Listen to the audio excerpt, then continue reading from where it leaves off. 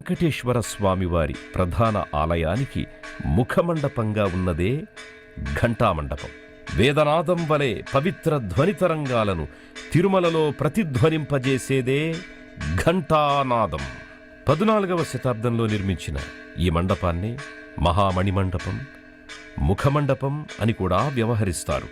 బంగారు వాకిలికి దక్షిణం వైపున 2 పెద్ద గంటలున్న మండపాన్నే ఘంటా మండపం అని పిలుస్తారు. మొదటి గంట పేరు నారాయణ గంట, రెండవ గంట పేరు గోవింద గంట. శ్రీవారికి నివేదన జరిగే సమయాల్లో ఈ గంటలు మోగింపబడతాయి. ఈ ఘంటానాద తరంగాలు తిరుమల కొండల్లో ప్రతిధ్వనిస్తుంటాయి. ఈ ఘంటామండపంలోనే ప్రతిరోజు తిరుమల శ్రీవారికి సుప్రభాత పఠనం జరుగుతుంది. అంతేకాక కొలువు, ఉగాది ఆస్థానం, అణివార ఆస్థానం, దీపావళి ఆస్థానం, తిరుప్పావడ సేవలను ఇక్కడే నిర్వహిస్తారు.